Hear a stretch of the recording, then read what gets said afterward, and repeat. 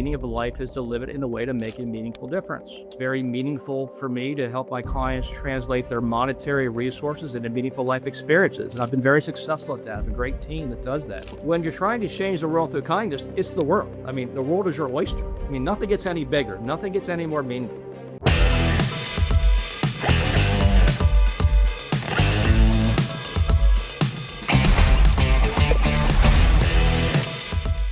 Welcome back, everyone, to the Sparks of Gratitude podcast. I'm your host, Randy Sparks, and we are grateful for you. You could be anywhere in the world right now doing anything in the world, but you're choosing to spend some time with us. So for that, we thank you.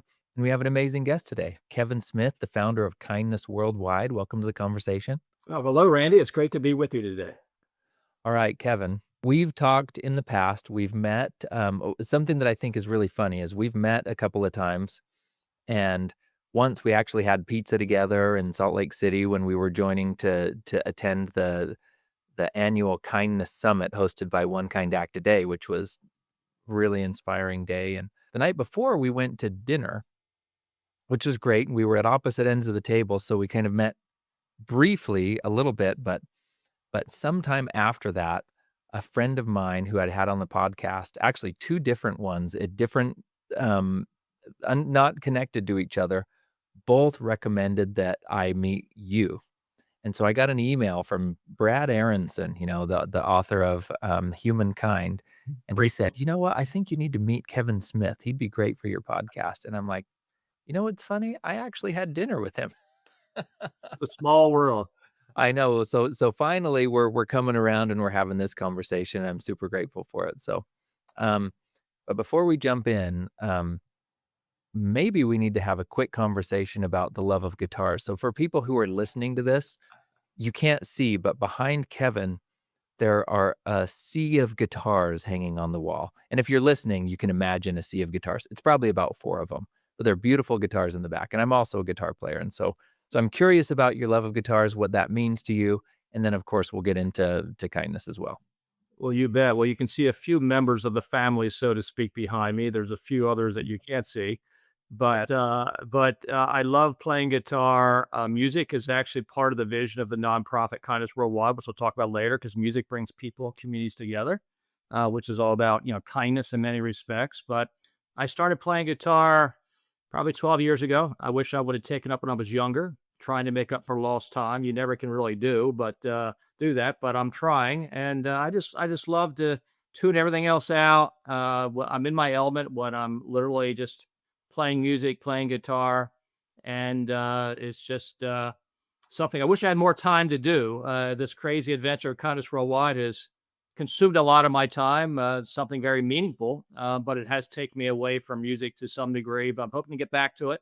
We all need our time to kind of decompress, if you will, and be in our happy place. And for me, nothing better than having a guitar in my hand and 6-string and strumming some tunes. Yeah, well, I like that.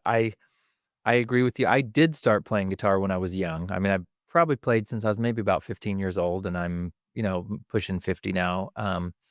And which sounds like I've been playing for a really, really long time. But I heard somebody say that maybe one of the guitar YouTubers who kind of teach lessons and give a lot of good content in there. And I don't think in the end, I'm a casual guitar player. I played in a few bands. We've had the most fun you could imagine in the world. However, it's not as much the length of time I've been a guitar player, but the amount of time I've played the guitar. That's really where the impact comes, and so the effort somebody puts into something to get the outcome. And I'm grateful to have this as a hobby, and you said something that I think connects to this whole conversation is how it makes you feel to hold the guitar, the joy and connection that music creates. And so anyway, it just makes me smile to see that. You can't see now, but I have a beautiful guitar behind. I'm going to grab it. I can't help myself. Please do. Was nothing like being in perfect harmony, mind, body, soul, and spirit. I mean, having guitar, play music, to me, it's just almost like nirvana. Right. And so you've got a beautiful blue one behind you. This is the one I keep behind my desk or in my office right here. But I've started playing all of these a bit lately. And Do you have it named? Do you name your guitars? Some of them I do. This one doesn't have a name, so maybe, maybe I'll have to give her a name. Well, all of my guitars I tend to name after my wife or my pets or some combination. So my wife is named Anne. I have a dog named Bella, so there's Annabella. There's Luann because I used to have a dog named Lucy. There's Anne Marie, and then the mother guitar that started it all, so to speak. My first guitar is named Shelva Jean, and that's after my mom.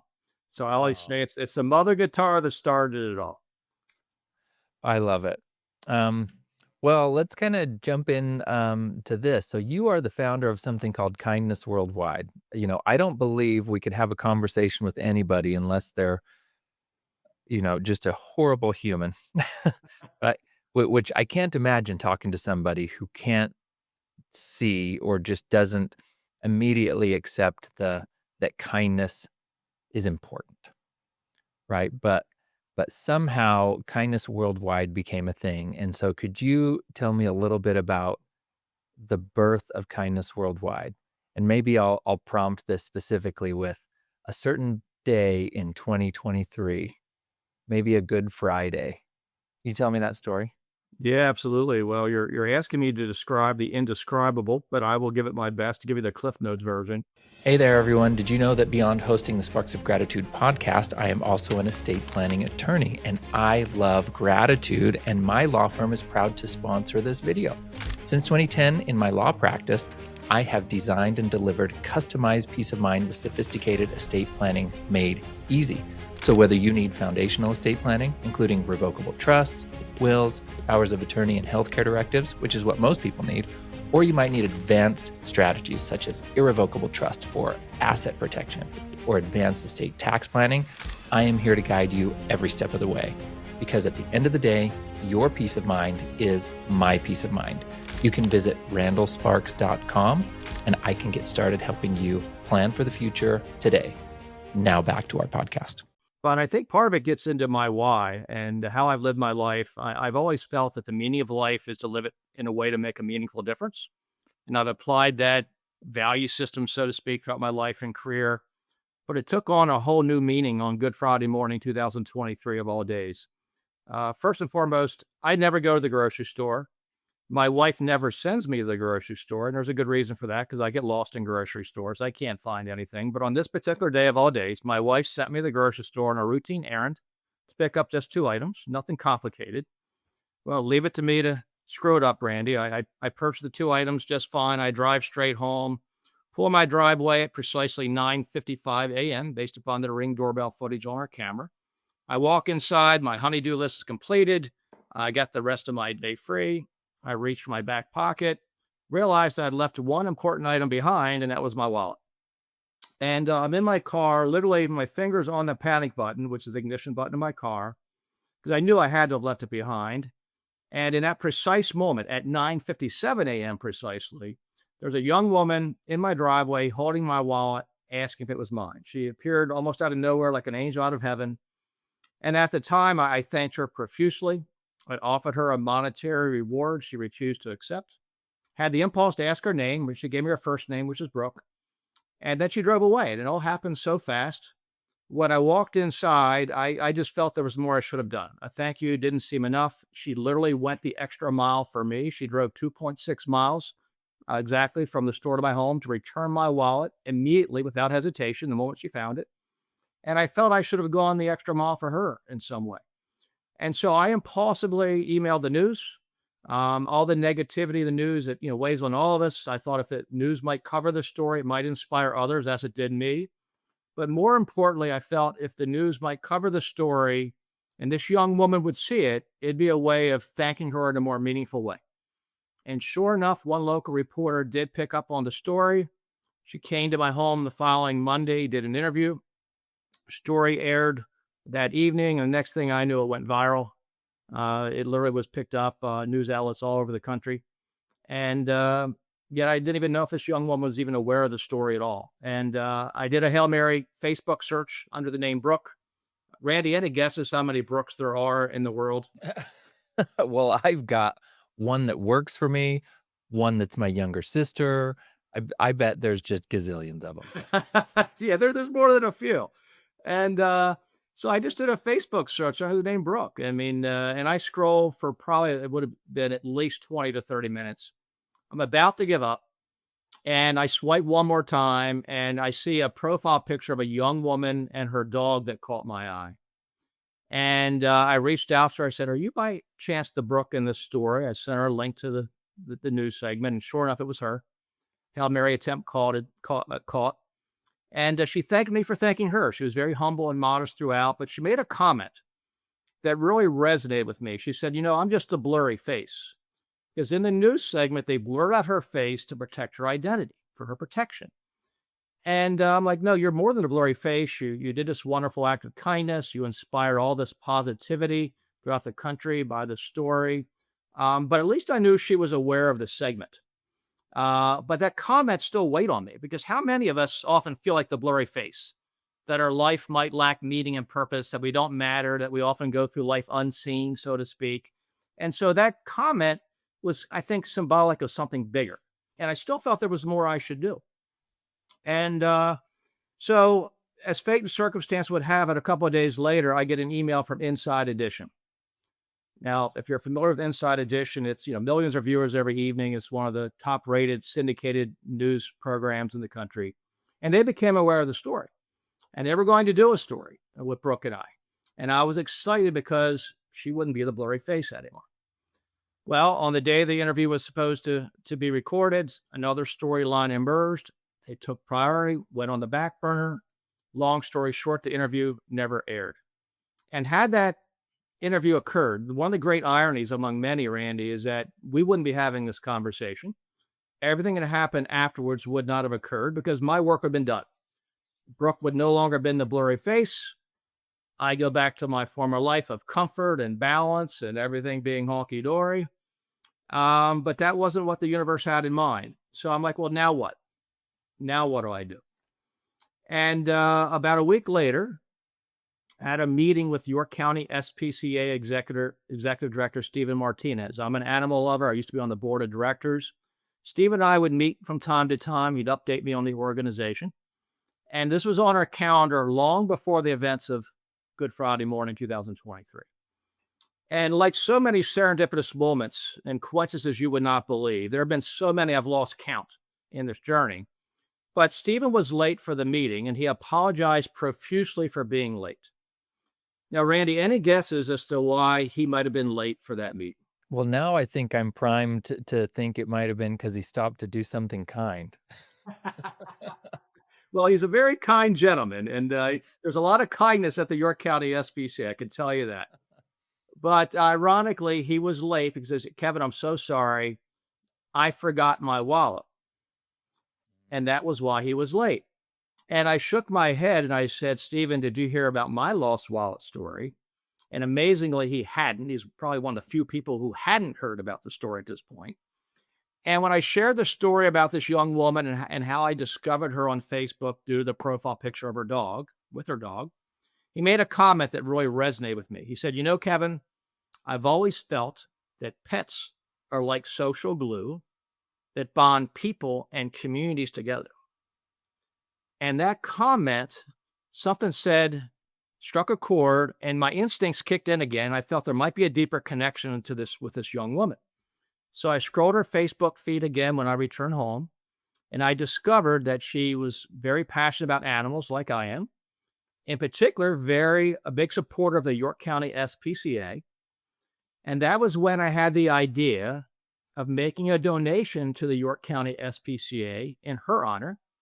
And this idea of a community celebration of kindness at which she would be honored, that was when that took root because pets are the glue, bond people and communities together. I thought, let's do this wonderful event at the York County SPCA. Let's publicly recognize this young woman. And from that moment on, Randy, it became so much more than thanking her in a more meaningful way. It took on a life of its own. It became so much bigger. It became about making a meaningful difference. So ultimately, Randy, as I started to think about what this community celebration of kindness might look like, it occurred to me that we don't celebrate what I think is humanity's greatest asset more broadly, and that's kindness. And I knew we had World Kindness Day. That's the one day of the year that we typically do celebrate kindness. But even then, I think too few people are aware of it. So I decided to bookend World Kindness Day with an entire week. And I ultimately had York City Mayor Michael Helfrich, I had York County Commissioners, neighboring Adams County Commissioners, and ultimately Governor Shapiro to formally recognize that meaningful week, which is now Kindness Week Worldwide. That's a signature initiative of the nonprofit I was inspired to create. And so part of that celebration was elevating kindness, formally recognizing Kindness Week. But then I gave some thought to what would that week look like. And kindness citations was a concept that came to mind, to improve police community relations and have the police see the good that defines our communities, and have our communities see the good that defines our police departments. And then it occurred to me that Veterans Day falls during that week. And what better way to honor our veterans, many of whom have shed their blood for the freedoms we enjoy, than to donate our own? So blood donation became part of the framework. I read where there's a shortage of blood supply throughout the country, and I truly felt, well, we can inspire people to donate blood in the spirit of kindness. It's very symbolic of paying an act of kindness forward. It can literally save lives. So we made blood donation part of that week. We developed kindness cards. So we had merchants handing out kindness cards at point of sale to promote mindful kindness. We ultimately had entire ecosystems engaged, businesses and schools. So it really turned out to be a very meaningful week. And so it evolved from this event at the York County SPCA to this community celebration of kindness, Kindness Week Worldwide. It was held, we launched Kindness Worldwide. It ultimately got to the point I had no choice. I had to start a nonprofit. Wasn't on my bucket list or anything I envisioned doing was to start a nonprofit, let alone one called Kindness Worldwide. But we launched Kindness Worldwide in November 9th, 2023. Just a few short months after this act of kindness occurred. We launched Kindness Worldwide at Wellspan Park, the home of the York Revolution professional baseball team in York, Pennsylvania. And now, Randy, this framework of Kindness Week Worldwide is being celebrated in communities all over the country and the world. The vision is ultimately to have Kindness Week Worldwide embraced by every governor, every state, every country, every member nation of the United Nations. There's actually a path for that to be achieved. I was at the United Nations earlier this year in February. In October 2024, last year, I gave a keynote address at the General Assembly of the World Kindness Movement in Palermo, Italy. 40 nations represented. And again, I called on leaders at all levels to formally elevate kindness to the global shared value that represents all of humanity. So long story short, this one act of kindness has had ripple effects that literally have spread throughout the world. And this one act of kindness, this one ripple has become a wave, so to speak. And there's actually a very real chance, and people coalescing around this movement to actually see that vision achieved. The vision of Kindness Worldwide is to create a culture of kindness in communities throughout the world. It's not just some pie in the sky pipe dream. There's a very real path through elevating Kindness Week Worldwide through various communities and countries throughout the world. We can use music to bring people and communities together. Sports brings people and communities together. There's an initiative that we just launched in York, Pennsylvania just last week called Pack the Park for Kindness. That was very successful. We can teach kindness in schools and classrooms. There's programs that do that. So it's bigger than me. I'm just hanging on for dear life. Some people say I lost my wallet and simultaneously lost my mind. So sometimes I think they might be right, but there's a method to my madness. Well, yeah, that story, I do look at it and say, what a small act of kindness that this, Brooke, who says, well, I'm just a blurry face. Maybe that was just humility of, look, I'm just a girl that just brought you your wallet back. Like, obviously, like, why wouldn't I, right? Maybe she didn't think it was anything big at all, that it's this small act of kindness. So I'd like to maybe dig in more to kind of the ripple effect of there is no small act of kindness. There is no act too small. Every one of them is massive. And if you imagine tossing a stone into the pond, that tiny stone begins to ripple. Not just one ripple, but many. And how big do those ripples become? And what do those ripples touch? Right? So a single act of kindness has the potential energy to affect so much more. And this is one simple example of this, of one simple act of kindness of somebody saying, well, obviously I'm going to take this wallet back. Shows up at your doorstep and walks away like thinking nothing of it, I'm sure. And now internationally, there's an organization promoting, creating opportunities to highlight kindness and inspire people to do that, right? So, uh, I mean, maybe could you fill me in on where have you seen additional ripples of kindness? Yeah, you bet. Well, the theme of the General Assembly of the World Kindness Movement in Palermo, Italy was kindness will change the world. And I would argue that not only will it, it already has. I mean, the ripple effects of this act of kindness have been profound. They have been life-changing and arguably life-saving in many cases. I often say that the story of kindness worldwide is proof that no act of kindness is too small to make a difference and change a life, and that anyone can make a lasting impact, and I would argue even change the world through kind actions. Can be you, can be me, can be any one of us. We all have that power within us. The little things are the big things, and we often underestimate the power of a smile, a simple act of kindness, and the profound ripple effects that can achieve. The one example among many that comes to mind was a letter that I received from someone who went to the Kindness Worldwide website. She saw the video on her homepage, and I actually read a transcript of this email in my remarks in Palermo. This woman was in a very dark place, so dark that she woke up on a Sunday morning fully expecting that that day was going to be her last. She was prepared to take her life. And as fate and circumstances would warrant, she just happened on that particular day to watch that video, and it brought her out of a dark place. It gave her hope.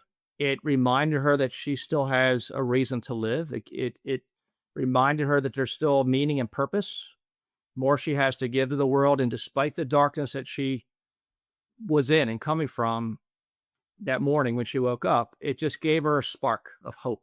And this email that she was inspired to send me was the most touching email I've ever received, most touching email I've ever read, because I know that there's at least one person in this world today that is alive today because of that one act of kindness from Brooke Dubs, who returned my lost wallet on Good Friday morning, 2023. And Randy, I get emotional every time thinking about it. And every time I read that letter back, because people sometimes want to hear it, I can't get through it without choking up. Because if that's the only thing that ever happened, because of this one act of kindness, it's more than enough. But so much more has happened and is happening because of this one act of kindness. I mean, the ripple effects from, Kindness Week worldwide now being celebrated in multiple communities and this movement that has begun because of this act of kindness. People coalescing around it, people seeing the good in each other again, or at least, focusing on mindful kindness. And just a reminder to everyone that, yes, there's a lot of divisiveness in the world, and we can point the fingers at a lot of people, and there's a lot of people we can blame, but we can't control the actions of others. We can only control the actions of our own. And one of the epiphanies I had among many in this journey was that I would be so frustrated, like we all are, of all the divisiveness in our world today and the lack of what I think is a failure of leadership. People that are stoking the flames and not diffusing them, whether they're elected officials that are supposed to be leading us or members of the media that are often dividing us by their reporting and the narrative that's often different than truth. There's many reasons. But it occurred to me that, I can point the finger all day long to everyone else. That's not going to change a thing. But when I looked in the mirror and pointed the finger at me, that's when my role began to change because I realized it's me that needs to do better. It's me that needs to be better. I was a good person before Good Friday morning, 2023, but I'm a much better person today because of this one act of kindness. And if I lead by my own example and just try to be the reason someone believes in the goodness of people, to try to be the best version of myself I can possibly be in every moment of every day and every interaction every day, then maybe that'll inspire others to be that reason too for someone else. And that they can then be the ripple and continue that ripple effect. And it's happening. People are actually being inspired and they're starting to talk about kindness and become more aware of what they can do They can control their acts or behaviors. And kindness, I would argue, is the world's greatest superpower. I think it represents the world's greatest source of untapped positive energy reserves on the planet. And all it takes is a simple choice to exercise it. And we each have that power within us. We each can make that simple choice. And if we do, not only will the world immediately around us forever change, but I would argue that ripple effect will broaden and we can change the world at large. And if I did not believe that, Randy, if I did not believe that kindness will change the world, or that this act of kindness could very well be a catalyst, in this broader movement to create the positive impact I believe is possible, I wouldn't be doing this. I was balanced before. I had a comfortable life. I had the rest of my life figured out. And I've left my comfort zone soon after this began, knowing I'd never return to it. I've never been more stretched in my life in terms of stretching every capability, every talent, that I ever possessed, even things that have come out that talents I never knew I had. I just had to figure it out as I went. And when I became aware of how this movement could spread and how this community celebrates that kindness organically took a life of its own, accidentally. I mean, it was never like anything I envisioned happening. But once it got to a point where someone pointed out to me, they said, Kevin, this framework for Kindness Week, this is something that you can bring to communities anywhere and everywhere. Our world needs this right now. You cannot stop with what you've done so far. You've got to start a nonprofit. And it was never my intent to do so. But in that moment, it was life change, because my head went down, Randy, and my shoulders sank, because I knew in that moment my life would never be the same, because I did see it. And the person that shared this with you was actually my brother-in-law, who's now my chief strategy officer. So I knew I couldn't say no to that. I had to say yes. There was no option, because if I didn't say yes and follow it through and start this nonprofit, then I'm part of the problem, not the solution. And so here I am, hanging on for dear life, just figuring out as I go. This train has left the station. It's gaining momentum. It's moving, and people are seeing it. They're jumping on board. There's still too many people don't even know a train exists, but they will enough. And eventually, this is always a cry of all aboard, because we all have a role to play to make our world a better place. Change begins with ourselves, not by looking at others, but looking within, being the change we wish for. And there's actually a path for this movement to actually literally change the world. And I'm convinced it will.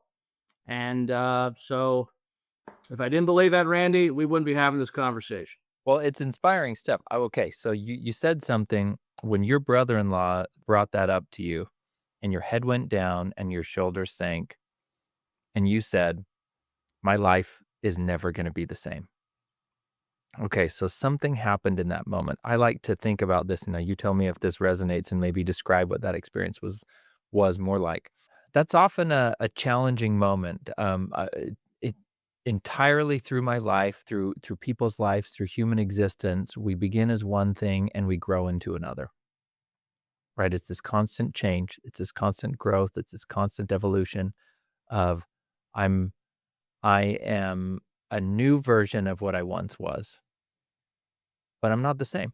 And multiple times through my life, I've had to mourn the life that once existed to enter into the life that now exists and will exist, right?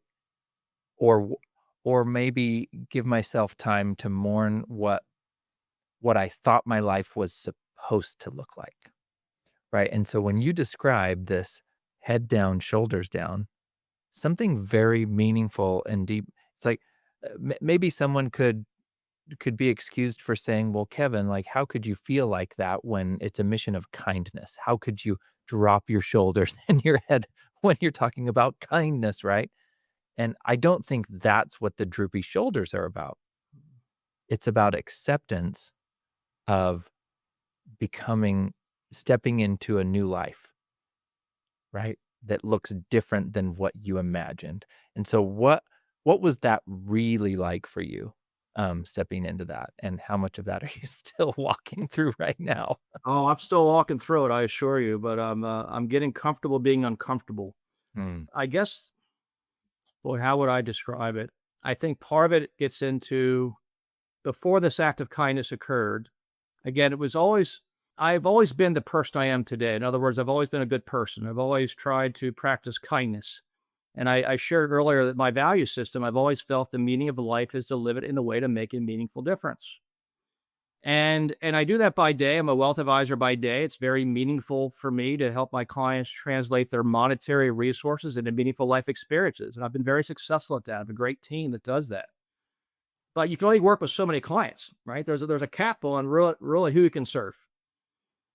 When you're trying to change the world through kindness, it's the world. I mean, the world is your oyster. I mean, nothing gets any bigger, nothing gets any more meaningful. And before this journey began, I thought I had the rest of my life figured out. I was balanced, I was comfortable, I had plenty of time to play guitar. I was in my happy place and I envisioned what the rest of my life would look like. I was kind of scaling back a little bit, having more free time to, do other things, everything meaningful. And that was just the world I was in and I thought was ahead of me. And then when this occurred, and when my brother-in-law just accidentally happened to be reading a document on my family room table when he was up visiting that had my objectives and kind of, the timetable of things that were happening, this framework for kindness week, and he happened to read it. And I'm in my corner chair, I'm in my happy place. I got a coffee in my left, my dog Bella sitting on my right. I'm spent, Randy. Like I was sprinting a marathon. I've never been a part of anything more intense. I mean, if I average 1 or 2 hours sleep a night, that's probably pushing it. I always got 8 to 10 hours of sleep a night before. This thing was bigger than me, but I had a finite end game. I had like this event. We're going to celebrate this young woman, and then I'm going to move on. I'm going to get back to my life again, my life of comfort. And I also knew that this journey was forcing me to be vulnerable, forcing me to be uncomfortable. Look, I can do it. Public speaking is something I do from time to time. That doesn't mean I look forward to it. That doesn't mean I don't get nervous about it. I never knew what a podcast was before this journey began. Now I'm on them all the time. I'm obviously with you today. And I remember the first podcast I had to do in this journey. I was a nervous wreck. I didn't sleep the night before. What am I going to say? All the things you get in your head, your self-talk is often our worst form of criticism. And just being out there, being vulnerable, saying what I feel, writing from the heart, and the intensity of the hours. And then as it evolved and kept getting bigger and bigger, when my brother-in-law pointed out to me, what he saw, which I kind of knew, but I was kind of denying. And when he said, Kevin, you can't stop, you got to keep going. Our world needs this right now. You can bring this framework of kindness week to communities anywhere and everywhere. You got to start a nonprofit. That was when it hit me that this period of intensity of time and vulnerability wasn't just temporary. It wasn't just going to end on November 9th when we, recognize this young woman. This is going to be the rest of my life. And then it just became accepting that. In a sense, I often say that as this movement gets bigger, and it's going to be as big as anyone can imagine, the bigger it gets and the more light it shines on the world that needs it, as exciting as that is, and in a sense, I'm mourning a death. And that death is a life I thought I would have that that I once was comfortable in. And that life's gone. And it's not that this life is bad. It's very meaningful. It's the most meaningful thing I've ever been a part of. It's the most meaningful thing I can ever imagine doing. But it's so much bigger than me. And I'm just trying to figure out what this new world's going to look like, trying to find balance again, trying to find comfort again, trying to figure out how to literally take this movement, and see it become what I know it will be, but also knowing that if it becomes as big as I know it will be, more light within me is lost because that world is more distant past than what it is, even today. And it's been a journey in more ways than one. It's been a challenge for my wife, as well. I mean, she's played a big role in this. She's a big supporter and advocate of this. But you can imagine my time has become much more limited. I mean, this is important. This is meaningful work, but it takes away time, quality time from each other and others that I care about. And I'm trying to be present for others that I love and that I care about, while also my mind is always racing about this movement and all the possibilities. But it's necessary. I mean, there's an adage that love is sacrifice. And sometimes I often wish I didn't care as much as I do, because I didn't care, then in a sense, it's easier not to care. But when you care so much and something so meaningful as this, at a time our world needs it now more than ever, you got to die to self, and you just got to be selfless and not selfish, and you just do it. And my faith is very strong, thankfully. If I told you all the reasons why there's someone much bigger than me driving his train to give you chills, it's a calling, no doubt about it. And when you know it's a calling, I can't say no to that. I just got to just let go, let God, and fully trust and figure it out as I go. And I'm getting there. It's still my moments, but it's necessary. And I'm not in it alone. You're part of the story. So many others are with me, and that gives me a lot of comfort. More joining this train. But it's a challenge at times. Thank you for going there with me because I watch so many people go through those transitions of growth and change into something new when they're becoming greater and making a bigger impact. And yes, there is that death of an old me and a resurrection into a new me, right? That's got a different sense of purpose. But I also grow with a greater skill, greater compassion, greater strength, greater willingness, greater acceptance. And so every version, an old me creates capacity. What I used to say was that an old version of me dies and a new version of me is born. And but when I used to have the framework that imagined an old me dying and a new version of me being born, was that I'm discarding the old me. But instead, what I think is that it's an expansion of the old me. So the old me still exists within me. None of that is lost, but I have just augmented and expanded my capacity for love, compassion, work, service, all of these things, acceptance, to accept the new challenge, to accept and love myself as I am or somebody else, or accept the call. And that growth creates a more expansive version of me, which creates a more accepting version of me, who I am now, who I once was, and who I can become, and also much more compassionate for who you are, who the person is, who with whom I'm interacting. So how do you feel about that? Is how you interact with people in the world going through this new phase of your life? I mean, you were clearly grew up, with good people around you, from parents and grandparents who taught you and trained you, and you lived with kindness. I mean, how else would you come up with your own value? I mean, your core value is, the meaning of life is to make a meaningful difference, right? That was born from something, and now you're carrying that out. And how have you noticed a change in how you see the world since 2023?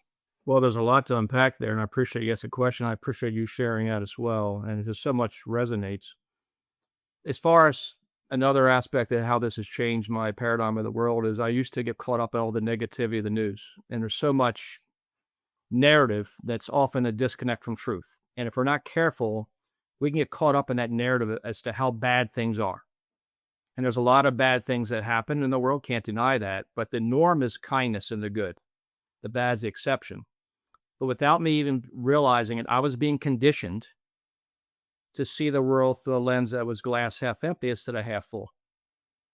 And all the things that used to weigh on me, I used to feel powerless to do anything about it. All the negative in the world, and what can I do? I'm just an ordinary guy, and well, I can't do anything about it. And then you take this defeatist attitude, which I think we often all feel at times. And I now feel empowered that, you know what? I don't feel powerless anymore. Maybe I can do something after all. If nothing else, I'm committed to try. So I'm channeling all my energies instead of all the circle of concern. I'm focusing on my circle of influence, what I can control, hoping to expand it. And that's happening. And that's been life changing, just that paradigm shift. And this act of kindness kind of snapped me out of a subconscious trance, so to speak.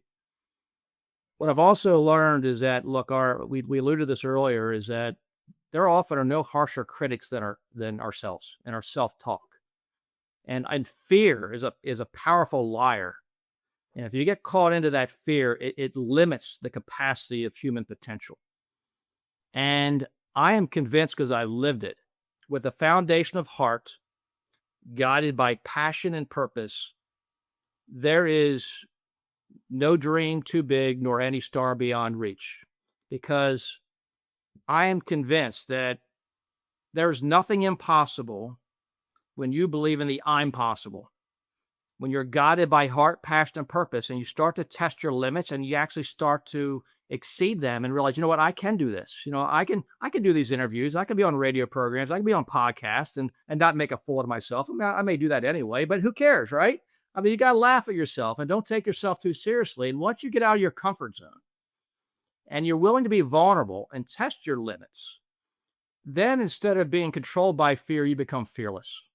And that's the only way to become fearless. You got to confront your fears head on. And in many respects, I look at this journey.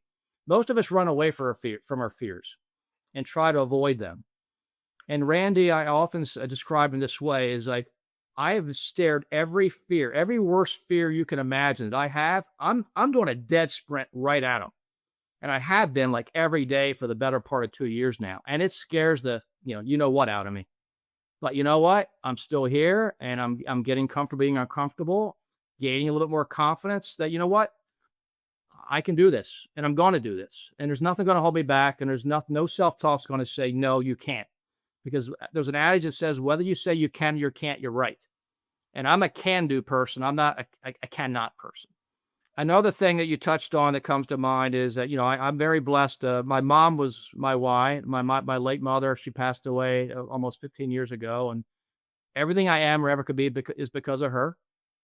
I try to make her proud every day, even, during when she was alive. That was, I always want to make her proud. And even when she's gone, I know she's still with me in spirit. It's still about making my mom proud. And I've been very blessed. I've come from humble origins, and I've excelled at everything I've ever put my mind to. I've achieved success in the corporate world. I left the corporate world. I've achieved success in the business world. And it's almost, I have this Midas touch, which can be a blessing and a curse, right? Sometimes I just wish I would just kind of be mediocre stuff, but I tend to excel. It's just kind of in my DNA. But as you know, Maslow's hierarchy of needs, it starts with food, shelter. But, do you know what's at the peak of Maslow's hierarchy of needs, Randy? Tell us. Self-actualization. And it's all about self, right? And there's a hierarchy, but at the peak is self-actualization. It's still about self-centered. It's being the best version of yourself you can possibly be. I feel I've attained that. I feel I've been there for many years. But there's something missing. I think that there's another pyramid. I think Maslow got it. He stopped prematurely. Because I think once you achieve self-actualization, I think there's another pyramid that forms that goes in the opposite direction. Because it becomes at that point less about self. It becomes about others. First with your family, your friends, your community, your state, your country, and then the broader world at large. And that's where I'm at now. I feel like I'm trying to give with everything I've got, all my gifts and talents and all the energy I possess. I'm trying to give back. And, more broadly to the broader world at large, because I would not be the person I am today were it not for others. John Donne once said, no man is an island. And that was actually, I used that quote in my speech. I was a salutatorian in my high school graduating class. And I mentioned that in my speech. I gave credit to others, our teachers, our family, our friends. They're the ones who shape us into who we are. And anyone who thinks that we can get through this life alone is very misguided, because we rely on connection. And I've been shaped by many others, largely my mom, but friends, family, community. And I want to give back, and I'd like to think that, we all have a finite amount of time on this earth. And I'd like to think that whenever my time in this world is finished, that I will have left this world a little bit better because I lived it than had I had not. And that could be, things doesn't be big. It could be just one life you touch. And we all have that power within us. And that's meaning and purpose to me. So Lot to unpack there, but as you can tell, this is very meaningful to me, and I'm just very blessed in so many ways, surrounded by so many wonderful people, friends, family. So many people I met in this journey. You among them. This one act of kindness has opened up countless friendships I never would have had otherwise, and all because of losing my wallet on Good Friday morning. This young woman, Brooke Dubs, who returned it. I mean, it's amazing how the universe, works at times, but I'm just very blessed. Well, what I hear with you expressing through this whole thing, and this is where I think that gratitude and kindness go hand in hand. One begets the other, right? An act of generosity and kindness, plants and grows gratitude. And then the show of appreciation is in return another act of kindness. I mean, we could go on and on and on about how one begets the other. And so to me, your whole mission of kindness worldwide is also gratitude worldwide. It is the same mission. And so that I tell people all the time on this podcast that gratitude doesn't just change lives, but it also saves them. And you've demonstrated that today through your hands-on experience with what you've done. And it all began with something almost forgettable, but it wasn't. Right? And now lives have been saved and changed. And so I admire you. I'm grateful for you, Kevin. I'm grateful for the time that you spent with me, but most of all, I'm grateful that I see this change happening in you and you're accepting the call to step into something you're exhibiting and demonstrating courage through fear, and you're becoming something so much greater than you may have imagined you would have been. And I would love to have a conversation with the people who knew you when to say, what do you think of what Kevin has become and what Kevin is doing now? You might Right. want to start with my wife. Yeah. Who's closest to you? Because, there's actually an exercise that I like to do from time to time or invite people to do, which is to pause and spend 20 minutes writing a letter of gratitude to your younger self, because then you get to express gratitude for that younger Kevin, for all the sacrifices and choices and decisions and mistakes that he made to lead you to become the person you are today. And then what that does on the flip side is then you can look forward and say, well, I am the present version that a future version of me is expressing gratitude for for the decisions I'm making now. And so my biggest cheerleader is that future version of me, right? And so I get to make those decisions, choices, sacrifices, and mistakes that will create this future version of me. So, Kevin, thank you so much for spending time with us today. And this is the beginning. I'm sure we're going to do this again. Well, Randy, it's really been a pleasure. You mentioned gratitude. I'm so grateful for so many reasons. This journey began simply by wanting to say thank you to a young woman in a more meaningful way. It evolved into so much more. And there's 8 characteristics of kindness. The very first, foundation of it all, is gratitude. So thank you so much, Randy. Really appreciate it. Thank you. And thank you, everybody, for listening. And you can find Kevin and Kindness Worldwide. Just look up kindnessworldwide.org. You'll see all about it and how you can become part of it. But one act of kindness today, make that commitment, do something small, and it will ripple into something big. Love you, everyone. We'll see you next time.